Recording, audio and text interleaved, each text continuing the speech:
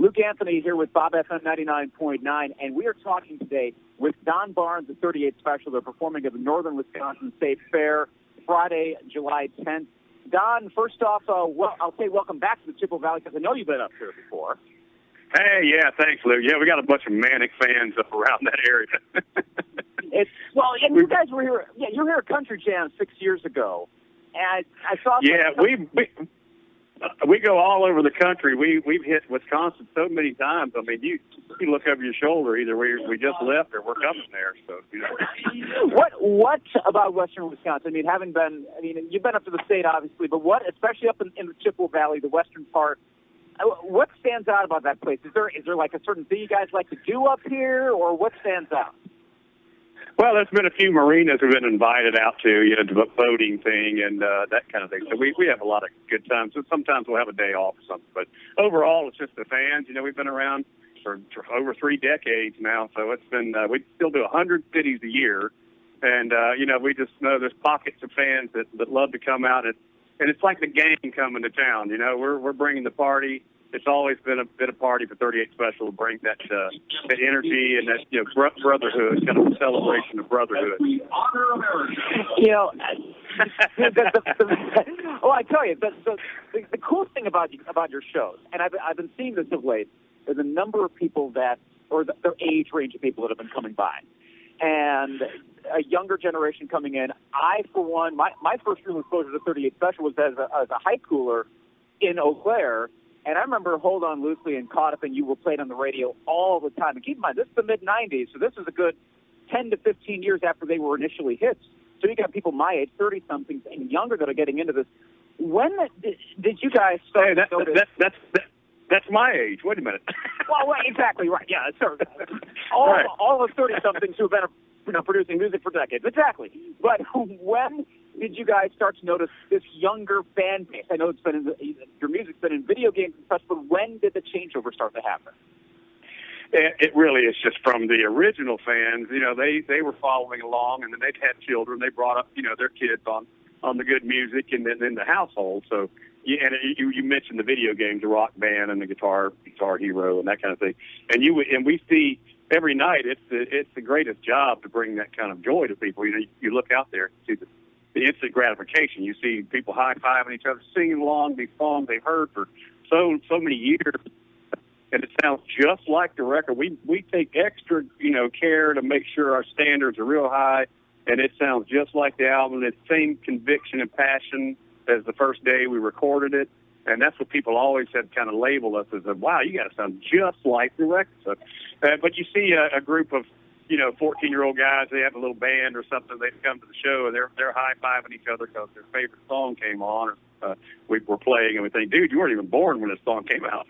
But it's a full circle, because we were fans at a young age too. And we were out there, we were the young kids out there high-fiving each other, seeing Led Zeppelin for $6, back in those days, So, there was a time when I was standing with Jimmy Page on stage with Led Zeppelin. I'm like 100 feet from him out in the crowd. I'm thinking, how do I cross this 100 feet? I want to do what that guy does. I want to be up there and, all that. So it takes a lot of sacrifice, a lot of struggle, a lot of just major commitment and everything to do it. So not something I highly recommend because I tell these guys if they've got a band, they want to get a record deal or something. I say, if you can possibly find something else, a little more stability, it's great to make the music and enjoy it and do it, do it for the love of the music and do it on the weekends or something. But, if you're trying to eat from it and pay your bills, that's going to take a long time. So that's what I try to tell them that. So not to be too discouraged. But now, of course, you've gotten to the point you're doing rock cruises, and you've done several of them. You did one earlier this year. What guys want to keep doing them? Is there something different? Can you do like a rock cruise on an airplane or something? How can you top that? Well, it's been a big fashionable thing lately to put these rock cruises together. Rock Legends cruise. They had Alice Cooper, and they had the guy from the Eagles, and who else did they have? Doobie Brothers, everybody on there. But it's a huge. These boats are 15 stories high, and there's like 4,000 people on a boat. So they have different venues. They have amphitheaters. They have up on top, the top deck. They have a stage up there. The stage is all over the boat.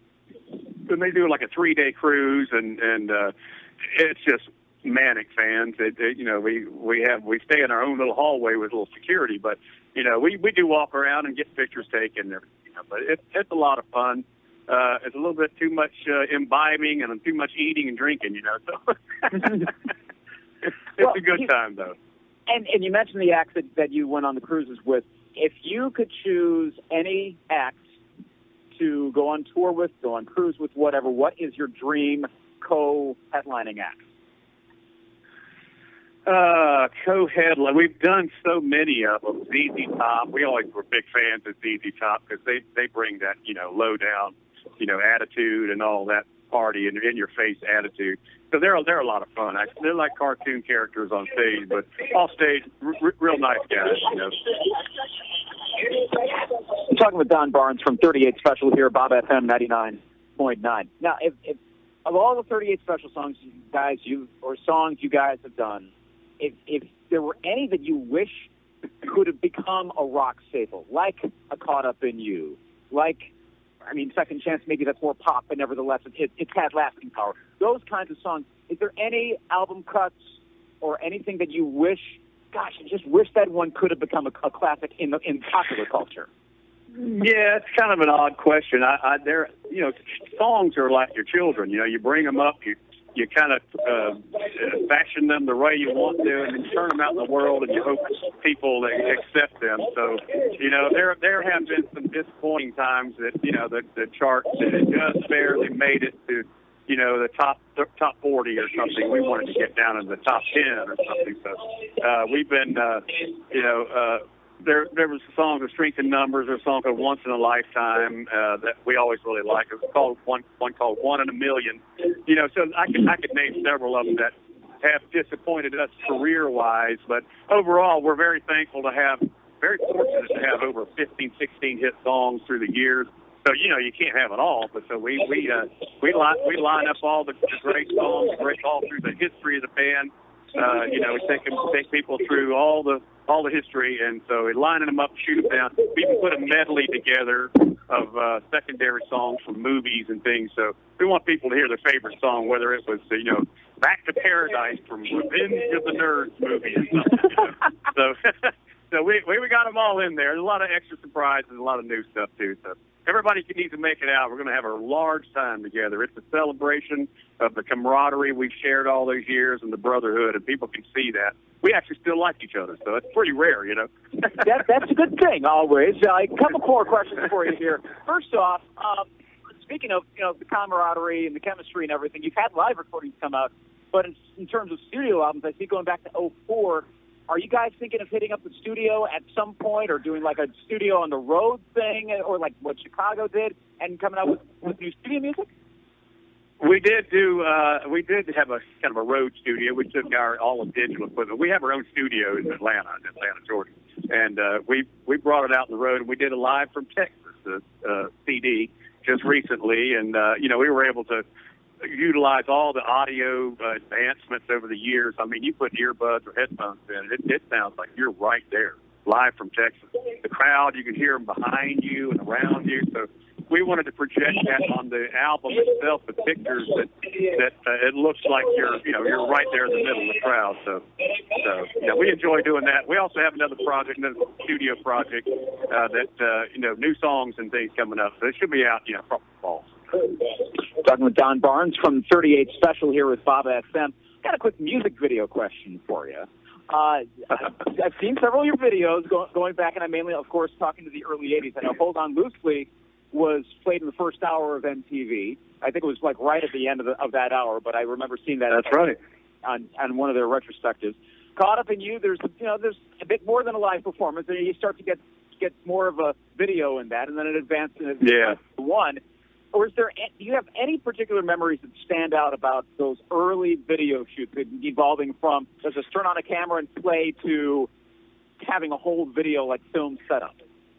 It was different. Each one were different. Hold On Loosely, it was because of MTV was brand new. They had no content. They had to send out their own camera crew around where bands were touring, and they'd send out their own camera crew just to film some content to put on their station. This is long before record companies picked up on it and realized, hey, we can, get our big commercial in there, But I remember having to read a little spot that said, "You'll never hear music the same way again." And I thought it was kind of odd at the time. They wanted to do a little spot for it. But so they filmed Hold On Loosely Live out in Denver. Then they started getting into the little plot thing where, you got the girl meets boy and all that stuff, and we're the band on stage. And that was like a lot of hurry up and wait, because you're standing around, wait for them to move cameras, and then you go out and play a portion of the song, and then they say cut, and then they move something else, and do all that. So that was like a 2-day thing. But then we got all the way to the expensive video, like If I'd Been the One, with the horses and the fires and all that stuff behind us. And then we got tired of it all and said, just start filming some performance videos. So we don't want to do any of that for you. So. At some point, you can't all be actors and showing up in Mad all that stuff. No, we weren't exactly. We weren't actors. We're players. We're rockers up on stage, and that's our forte. And just film that. So that's what we started doing.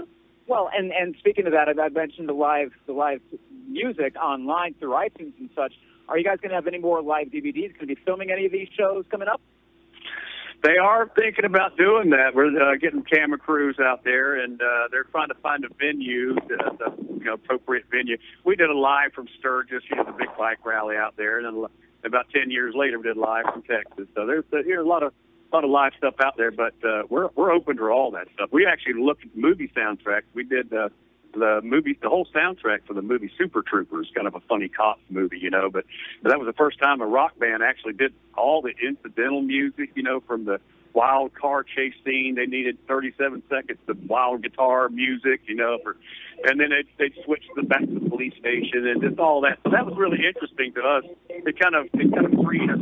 We felt a little liberated not having to write songs and just write, incidental music. So we're looking at offers for doing that too, branching out. Well, my last question, you're from Jacksonville. That's close to Braves territory. Are you or any of the other guys in the band Braves fans? I live in Atlanta now. Yeah, we are all Braves fans. Gotcha. Brewers up there, yeah. In fact, that's what we're about to see, the old Milwaukee team versus the current Milwaukee team up here. That's right.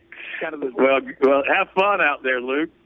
Thank you very much. We'll enjoy the game, and you enjoy the fair. It should be a great time. It'll probably be getting a little more summery up here.